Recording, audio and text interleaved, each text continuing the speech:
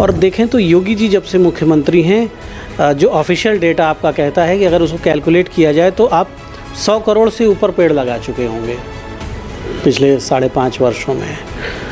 क्या ऑडिट हुआ, कोई जांच हुई, क्रॉस चेक किया गया कि सर्वाइवल रेट क्या है? आपने अभी 35 करोड़ पेड़ लगाने की बात कही, तो सर्वाइवल रेट क्या है? कितने पेड़ों को हम सुरक्षित रख पा रहे हैं? वन विभाग का एक बड़ा सिस्टम है, हर ज़िले में तहसील लेवल तक आपके पास रेंज ऑफिसर्स हैं, डिप्टी रेंजर्स हैं और फॉरेस्टर्स हैं, हज़ारों कर्मचारी हैं, बड़ा संसाधन है।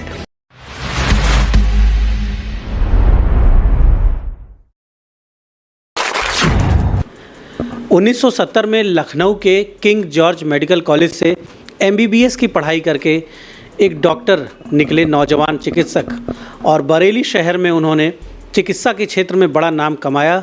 जीवन भर सरकारी नौकरी नहीं की, एक प्राइवेट डॉक्टर के रूप में लोगों की सेवा की, एम्स में भी पढ़ाई की, बच्चों के डॉक्टर के रूप में ख्याति अर्जित की और बरेली में एक लोक सेवक, एक जन सेवक के रूप में पहचान बनाते हुए डॉक्टर अरुण कुमार सक्सेना आज उत्तर प्रदेश के वन मंत्री हैं। हम उनका स्वागत करते हैं द इंडियन ओपिनियन के इस खास कार्यक्रम लोक सेवक में।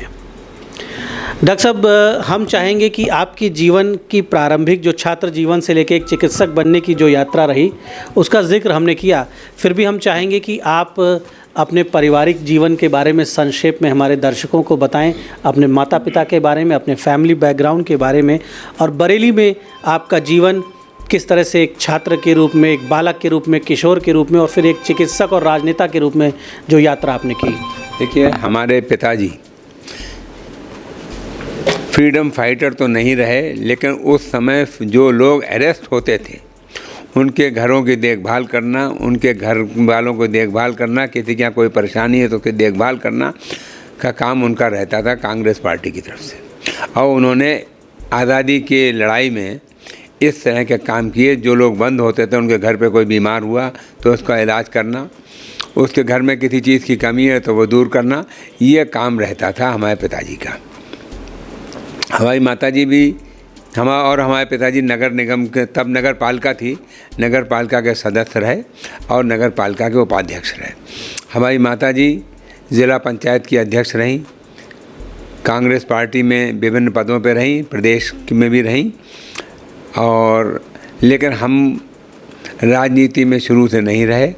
हम तो एक चिकित्सक के नाते हमने जनता की सेवा की और उसके बाद भी जनता ने हमें भरपूर प्रेम दिया। हमारे पास किसी चीज़ की कमी नहीं हुई, जनता ने हमें इतना दिया। हम अपने उन सभी जनता के, उन सभी भाइयों बहनों, उन सभी परिवारों के, उन बच्चों के जिनका हमने इलाज किया आभारी हैं, जिन्होंने हमें बहुत दिया। और वो बच्चे भी खुश हैं, हम भी खुश हैं। और हमारा तो हमेशा ये है, जियो और जीने दो, साथ क्या लेके जाओगे। इसलिए हमेशा तो यही रहा, जो दूसरे की सेवा हो सके वो कर दो, और जिस पे हैं उसका भी इलाज कर दो, जिस पे कम पैसे हैं उसका भी इलाज कर दो। तो इस तरह से अपना इस तरह का ध्येय शुरू से ही रहा। और बच्चों के अंदर फ्री टीकाकरण, गरीब कमज़ोर बच्चों को न्यूट्रिशन सप्लीमेंट, पोलियो इराडिकेशन में विशेष योगदान रहा हमारा।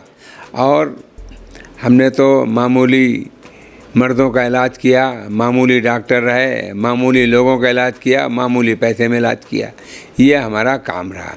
फिर उसके बाद हम इधर सन 2012 में भारतीय जनता पार्टी की तरफ से इलेक्शन लड़े और राजनीति में थोड़ा पहले भी आए थे, लेकिन 2012 में भारतीय जनता पार्टी की टिकट से हम बरेली शहर से विधायक बने और जनता ने हमें अपूर्व समर्थन दिया। और हमसे जो जनता का प्रेम है, मैं उनका ऋणी हूँ। मतलब मेरे पास शब्द नहीं है। अपने बरेली शहर की जनता ने जो मुझे प्यार दिया है, जो स्नेह दिया, जो सम्मान दिया, उसका मेरे पास कोई जवाब नहीं है कि मैं उनका जवाब भी दे सकूँ। सिर्फ उनका नमन कर सकता हूँ और मेरे पास कुछ नहीं है उनके लिए, इतना उन्होंने दिया। और उन्होंने मुझे पहली बार में जब मैं जीता तो मुझे लगभग 20,000 वोट से जिताया। उसके बाद 17 में मैं फिर जीता और लगभग 25 या 26,000 वोटों से जीता। और सन 22 में 31,000 या 32,000 वोटों से जीता। इस तरह से जनता का स्नेह मेरे साथ हमेशा बढ़ता ही चला गया और जनता की आवाज़ रही। पार्टी के नेताओं का मेरे ऊपर हमेशा संरक्षण रहा और अब आज मुझे वन एवं पर्यावरण मंत्री बनाया गया है और स्वतंत्र प्रभार राज्य मंत्री हूँ और मेरा ध्येय यही है कि मैं समाज की जो सेवा कर सकूं। ये मौका मिला है एक सेवा का, जितनी सेवा कर मिले कर लो। हम देखते हैं अभी आपके साथ लगभग 15-20 मिनट से हम लोग बैठे हुए हैं और मैंने देखा कि कई फ़ोन कॉल्स आए और सारे फ़ोन कॉल्स आप खुद उठाते हैं और इतना ही नहीं, आप लोगों को पूरी बात सुनते हैं, नोट करते हैं, फिर बात करके कॉल बैक भी करते हैं कि आपकी समस्या के लिए आपने फला अधिकारी को कह दिया है या समाधान हो गया है।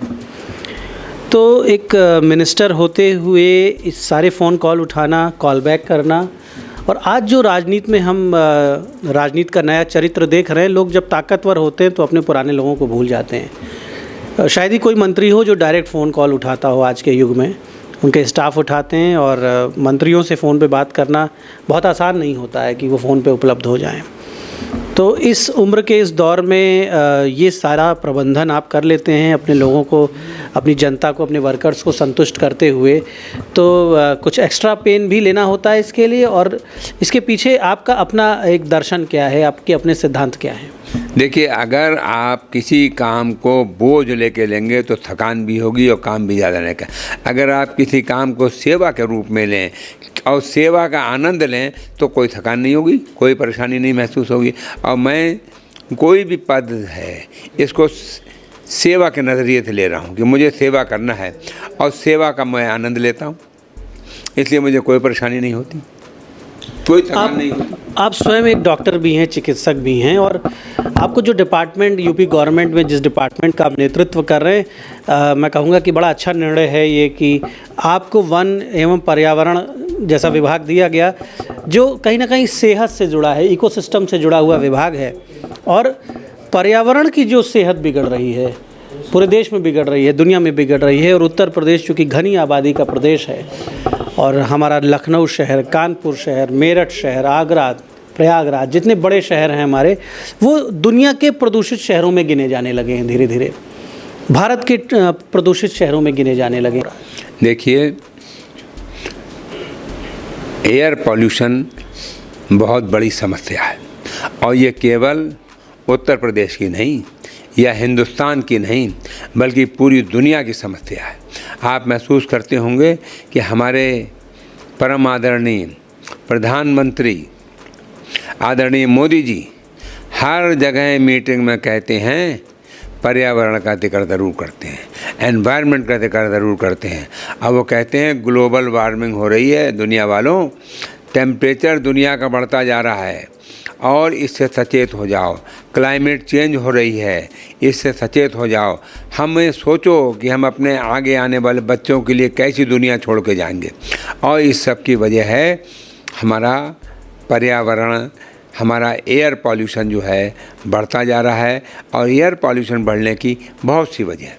एयर पॉल्यूशन बढ़ने की एक वजह हमारा ऑटोमोबाइल सेक्टर है, दूसरी वजह हमारी इंडस्ट्रीज़ हैं और तीसरी वजह बढ़ती हुई पॉपुलेशन है। कार्बन डाइऑक्साइड कंटेंट जो है एटमॉस्फेयर के अंदर एक लिमिट, हर चीज़ का वायुमंडल के अंदर कि नाइट्रस ऑक्साइड NO2 इतनी रहेगी, सल्फर डाइऑक्साइड इतनी रहेगी, कार्बन डाइऑक्साइड एक संतुलन है। ये संतुलन जो है बिगड़ रहा है कार्बन डाइऑक्साइड ज़्यादा होने और कार्बन डाइऑक्साइड, जैसे मैंने अभी बताया, हमारी पॉपुलेशन बढ़ रही है, हमारा इंडस्ट्रीज लग रही हैं, हमारे यहाँ ऑटोमोबाइल्स बहुत हो रहे हैं और हमारे यहाँ कार्बन डाइऑक्साइड कम करने वाले जो पेड़ हैं वो कम हो रहे हैं। तो इस सब के लिए का रिज़ल्ट ये है कार्बन डाइऑक्साइड बढ़ रही है। और कार्बन डाइऑक्साइड बढ़ने से जो सूरज की रेज़ आती हैं, अल्ट्रा वायलेट रेज़, और ज़मीन पे पड़ती हैं, इसके बाद लौटती हैं। जब वो लौटती हैं तो कार्बन डाइऑक्साइड उन्हें लौटने नहीं देता, जिससे वो रेज़ पृथ्वी का टेम्परेचर बढ़ा रही हैं। और इस बार आपने खुद महसूस किया होगा, गर्मी ज़्यादा पड़ी और ज़्यादा दिन तक पड़ी, क्योंकि एटमॉस्फेयर के अंदर कार्बन डाइऑक्साइड ज़्यादा है। तो मैं यही कहूँगा, इसको कम करने के लिए हमारे पास दो तरीके हैं। एक तो कार्बन डाइऑक्साइड का प्रोडक्शन कम करें, और कार्बन डाइऑक्साइड जो प्रोड्यूस हो गई उसे कम करें। प्रोडक्शन कम करने के लिए हमें अपनी पॉपुलेशन पर कंट्रोल करना होगा। हमको अपने ऑटोमोबाइल सेक्टर में ऐसी ऑटोमोबाइल्स इस्तेमाल करना होंगी जिनमें कार्बन डाइऑक्साइड ना निकले, जैसे हमारी मेट्रो है, इलेक्ट्रिक ट्रेन्स हैं, इलेक्ट्रिक बसेस हैं, इलेक्ट्रिक टू व्हीलर्स आ रहे हैं, इलेक्ट्रिक कार्स आ रही हैं, सीएनजी कार्स आ रही हैं। इनमें प्रदूषण कम है। और डीजल और पेट्रोल की जो कार्स हैं उनमें भी उनका हाई वर्जन इस्तेमाल करें ताकि उनमें एमिशन कम हो। इंडस्ट्रीज़ के अंदर इस बात का ध्यान रखा जाए कि कार्बन डाइऑक्साइड ना निकले। और इसके साथ ही साथ हमको ध्यान देना होगा कि हमारे पेड़ कम से कम कटें, पेड़ ना कटें और पेड़ ज़्यादा लगाएं। इस बार हम लोगों ने 35 करोड़ पेड़ लगाए हैं, और उन पेड़ों के लिए मैंने हमेशा कहा कि पेड़ लगाना आसान है, उससे ज़्यादा ज़रूरी काम है पेड़ों का संरक्षण दें। पेड़ वही लगाए जो पेड़ का संरक्षण दे सके।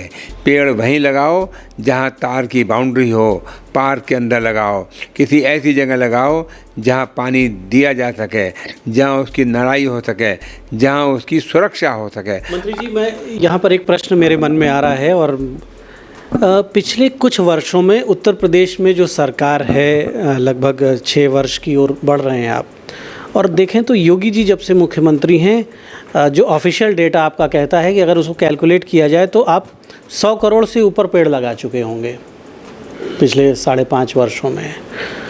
क्या ऑडिट हुआ, कोई जांच हुई, क्रॉस चेक किया गया कि सर्वाइवल रेट क्या है? आपने अभी 35 करोड़ पेड़ लगाने की बात कही, तो सर्वाइवल रेट क्या है? कितने पेड़ों को हम सुरक्षित रख पा रहे हैं?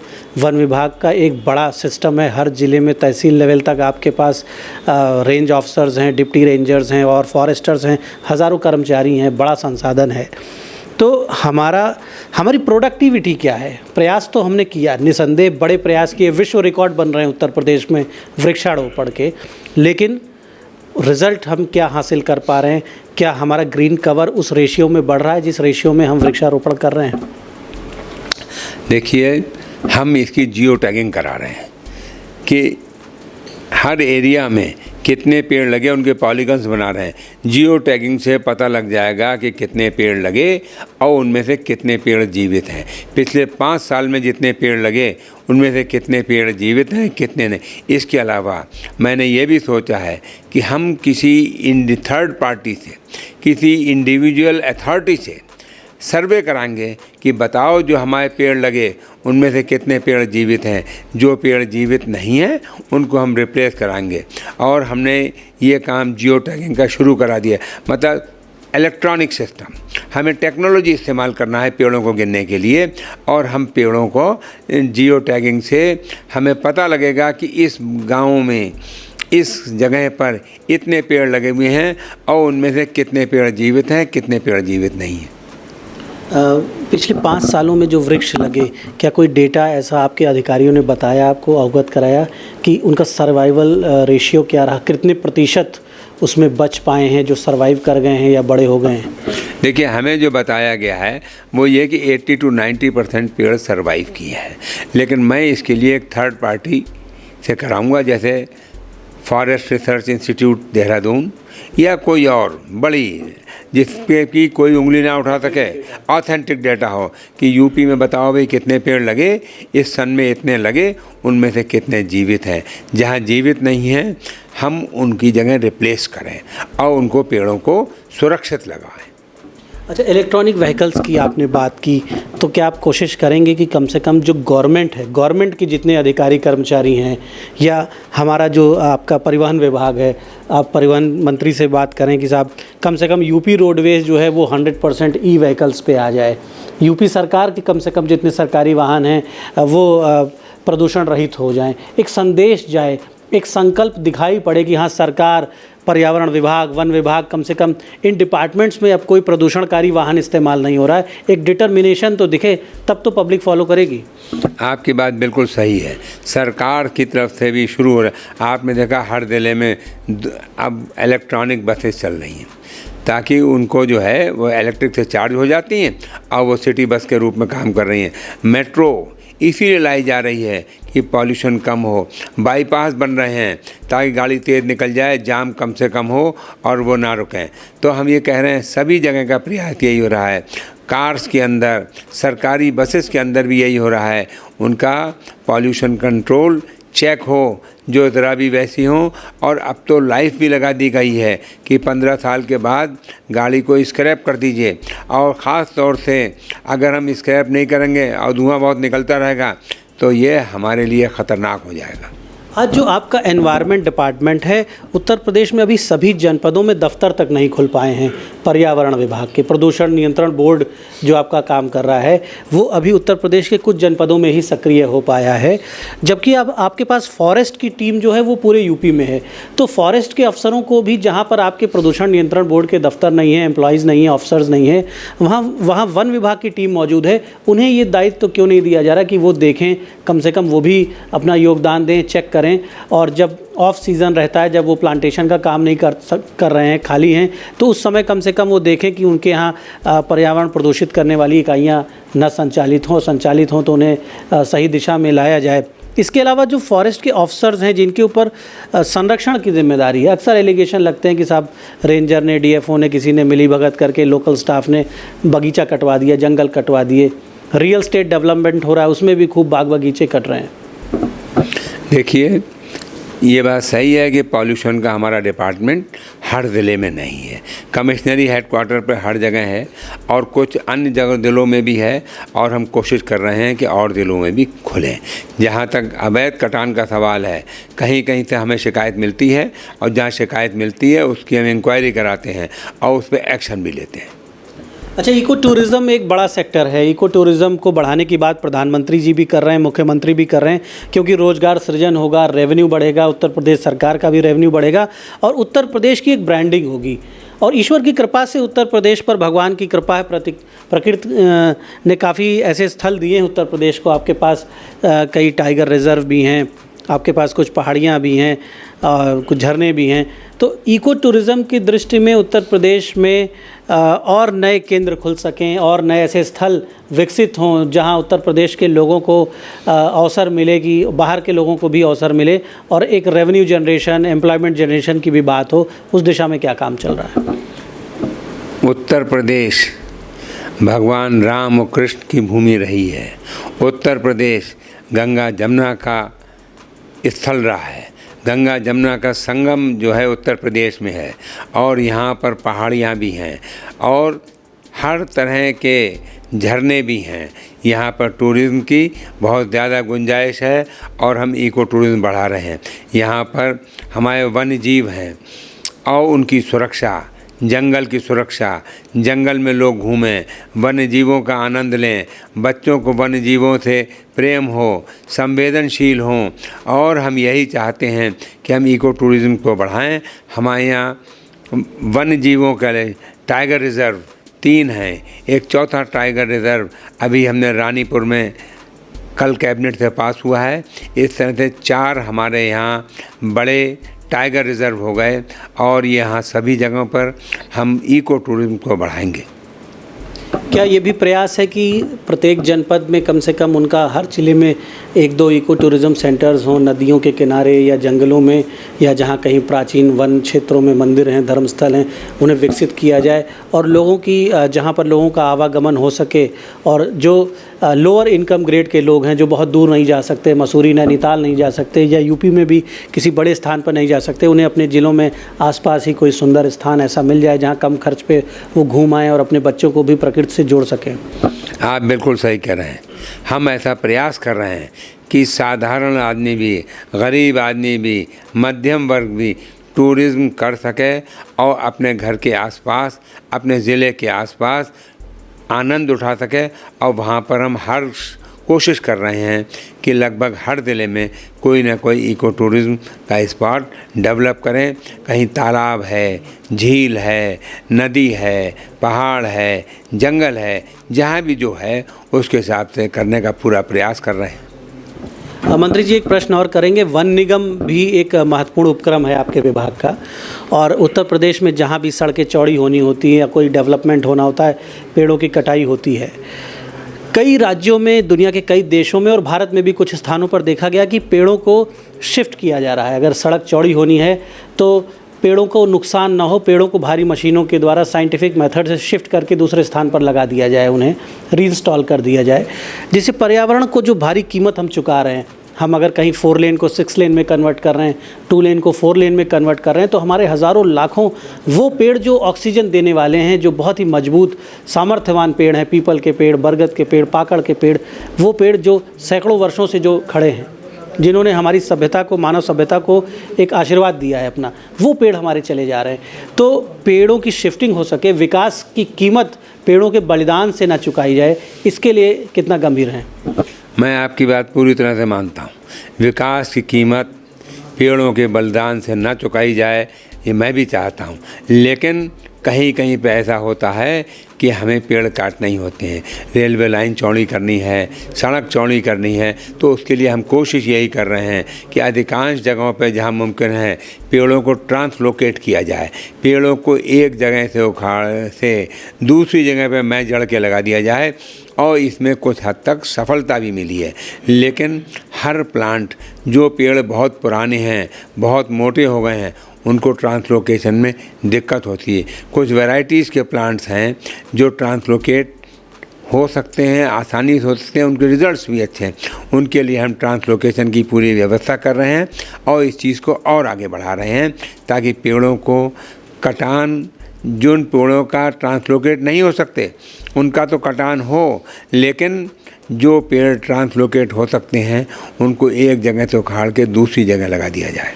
तो उत्तर प्रदेश के वन मंत्री जी से हमने विभिन्न मुद्दों पर बात की, और मुझे खुशी है इस बात की कि इन्हें अपने विभाग के बारे में अच्छी नॉलेज है, विभाग से जुड़े हर पहलू की पूरी जानकारी है।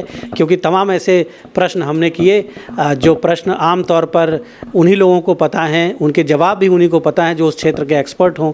तो डॉक्टर अरुण कुमार सक्सेना जो कि एक अच्छे डॉक्टर हैं, मुझे इस बात को कहने में खुशी है कि वन विभाग के भी एक्सपर्ट आप हो गए हैं, और वन एवं पर्यावरण मंत्रालय जो है उत्तर प्रदेश का, वो निश्चित तौर पर आपके नेतृत्व में कीर्तिमान स्थापित करे।